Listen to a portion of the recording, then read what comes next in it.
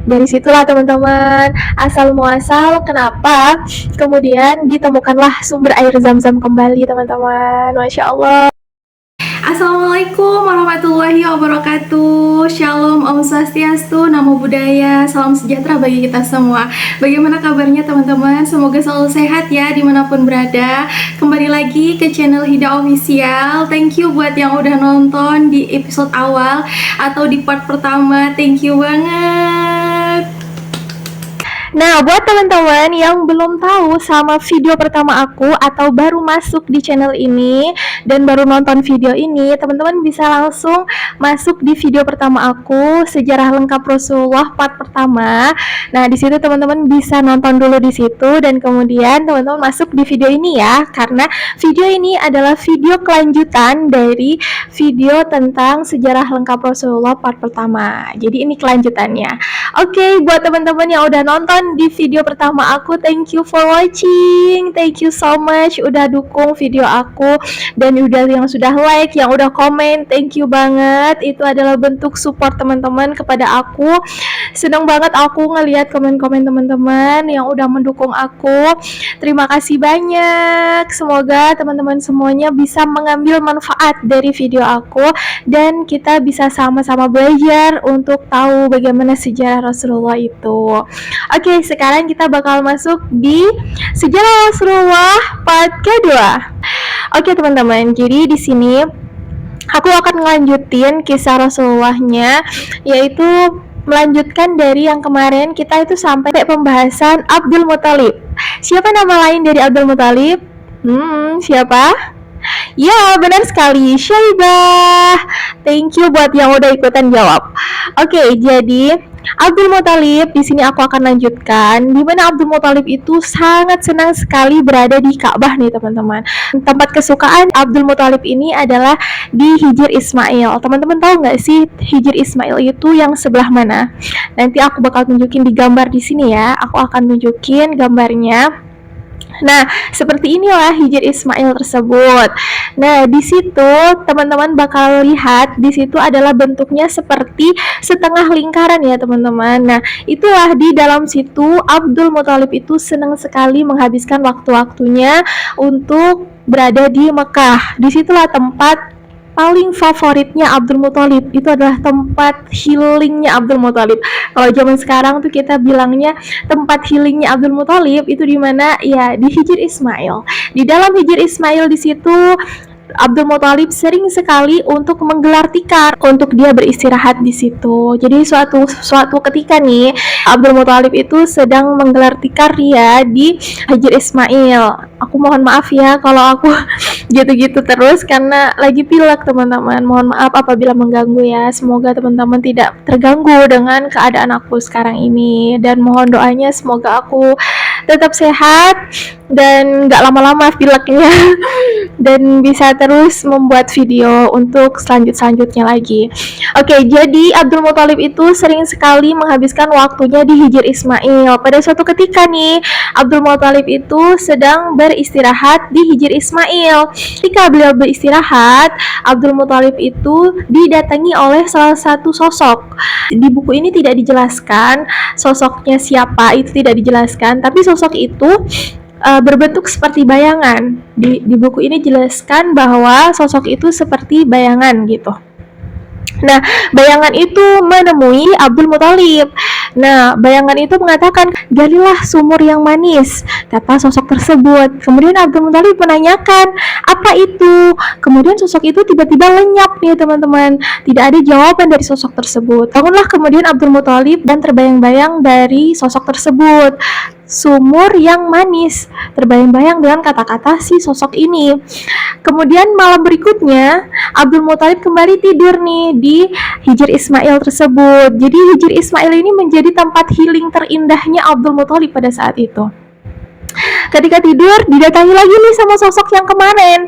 Didatangin lagi dan sosok itu mengatakan kepada Abdul Muthalib, "Galilah keberuntungan," kata sosok tersebut nih teman-teman. Kemudian ditanyakan lagi nih sama Abdul Muthalib, "Apa itu?" Lagi-lagi tidak ada jawaban nih teman-teman. Lagi-lagi yang hari kedua ini tidak ada jawaban dari sosok tersebut. Makinlah penasaran Abdul Muthalib kan. Kemudian di malam ketiga Di malam ketiga, sosok tersebut juga datang lagi kepada Abdul Muthalib, dan pada malam ketiga ini sosok tersebut mengatakan, "Galilah timbunan harta karun."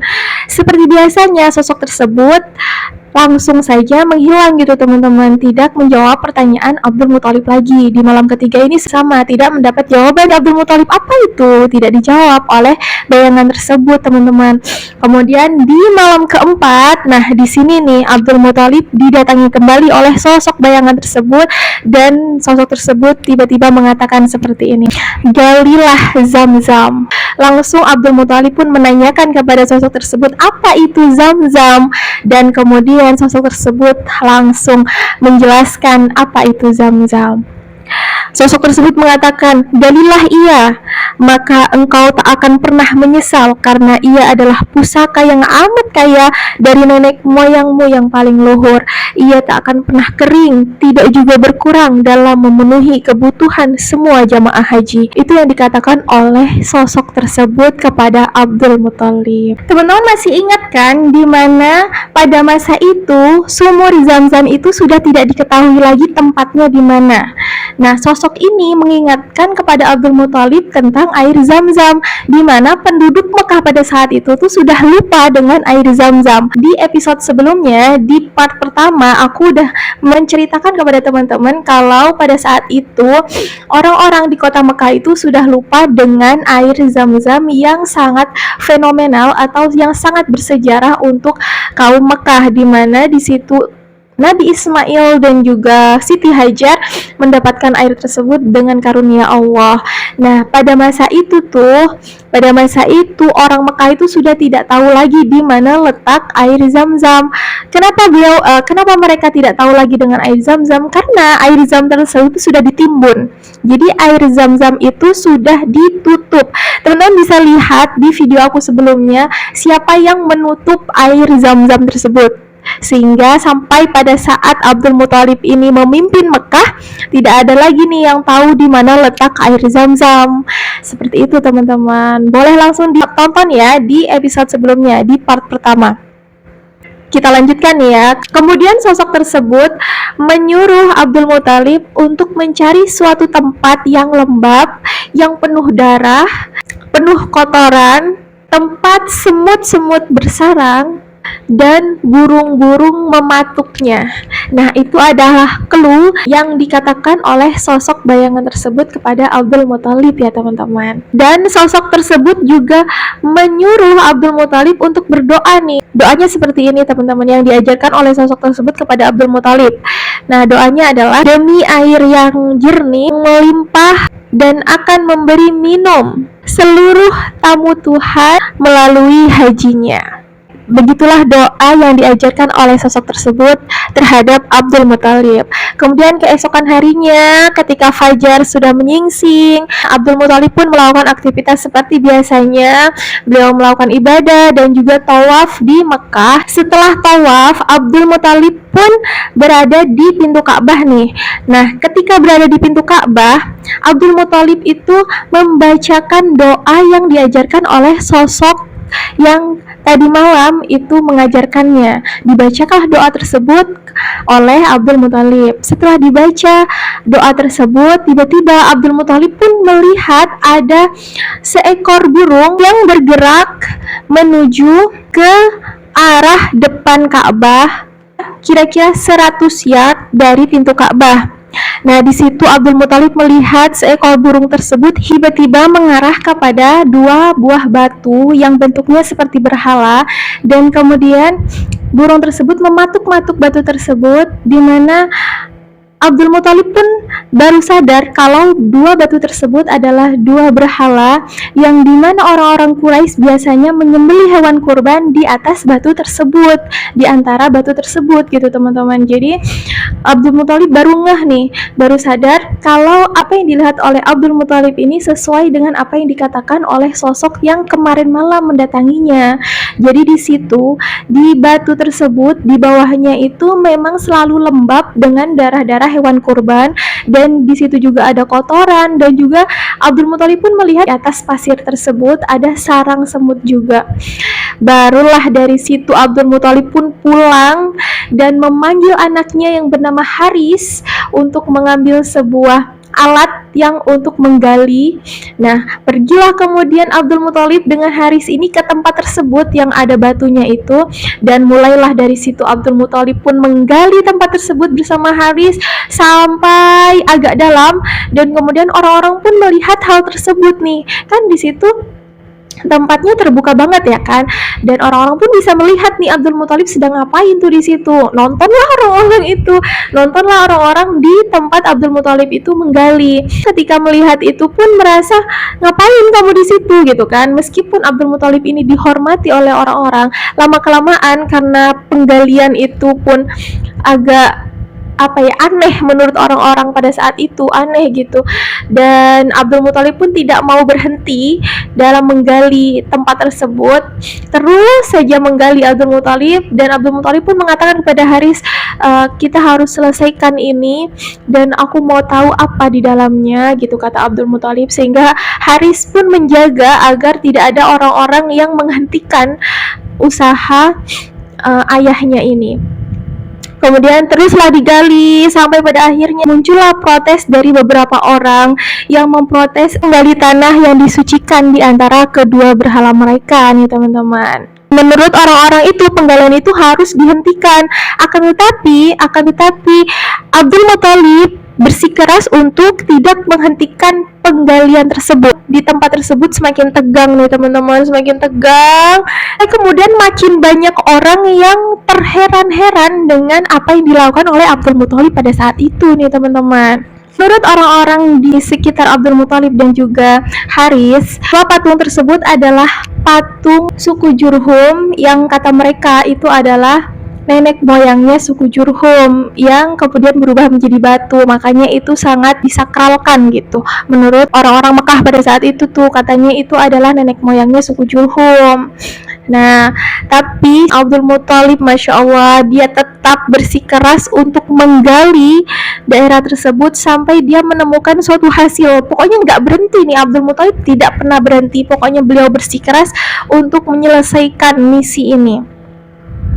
Nah, sampai orang-orang nih udah keheranan ya kan, orang-orang itu udah mau pergi nih meninggalkan Abdul Muthalib karena menggali pun gak dapet apa-apa. Beliau ngelihat udah lama digali pun gak dapet apa-apa nih, orang-orang udah mau pergi. Kemudian Abdul Muthalib pun terus bersikeras untuk menggali apa yang ada di dalam tempat tersebut. Digalilah sama Abdul Muthalib tanpa ada rasa letih, lelah, dan tidak ada patah semangat. Kemudian alat yang digunakan untuk menggali oleh Abdul Muthalib ini tiba-tiba mengenai sebuah peti yang suaranya itu keras banget, sehingga orang-orang pun terdengar dengan suara tersebut. Dan Abdul Muthalib pun mengucapkan syukur kepada Allah Subhanahu wa taala. Beliau mengucapkan syukur, Masya Allah, alhamdulillah. Beliau mengucapkan syukur ya kan. Kemudian orang-orang tuh makin membeludak melihat apa yang ditemukan oleh Abdul Muthalib pada saat itu. Nah, diangkatlah itu peti oleh Abdul Muthalib, diangkat bersama dengan anaknya Haris, diangkat, dan orang-orang pun menginginkan bahwa isi dari peti tersebut harus dibagikan kepada mereka juga, kata orang-orang di sekitar Ka'bah pada saat itu. Nah, teman-teman harus tahu nih bahwa di video sebelumnya itu memang kaum Jurhum yang menimbun air Zam-Zam tersebut dengan peti-peti mereka, kemudian agar tidak diketahui oleh siapapun. Nah, kemudian inilah titik di mana Abdul Muthalib menemukan peti tersebut. Jadi setiap orang yang ada di tempat tersebut nih mengaku kalau dia memiliki hak atas peti tersebut nih teman-teman. Sehingga Abdul Muthalib pun memberikan alternatif bagaimana cara agar ini bisa dibagi gitu. Sehingga diadakanlah acara pelepasan anak panah, di mana itu adalah cara agar bisa menentukan siapa yang berhak atas peti tersebut. Sehingga dilakukanlah acara pelemparan anak panah ini. Nah, ketika sudah dilakukan acara pelemparan anak panah, ternyata hasilnya adalah sebagian dari harta itu dimasukkan ke dalam Ka'bah, dan sebagian lagi hasilnya itu adalah milik Abdul Muthalib. Sehingga tidak ada sedikit pun harta peti ini diberikan kepada orang-orang Quraisy. Jadi yang mendapatkan hasil dari peti itu adalah sebagian untuk Abdul Muthalib dan sebagian lagi diletakkan di dalam Ka'bah. Begitulah hasil dari pengundian tersebut. Sehingga nih teman-teman, sejak saat itulah kemudian Bani Hashim yang bertanggung jawab terhadap Zam-Zam untuk dipergunakan sebagai penyedia kebutuhan air jamaah haji. Dari situlah teman-teman asal muasal kenapa kemudian ditemukanlah sumber air Zam-Zam kembali teman-teman. Masya Allah, begitu kerasnya perjuangan Abdul Muthalib untuk bisa menemukan air Zam-Zam lagi.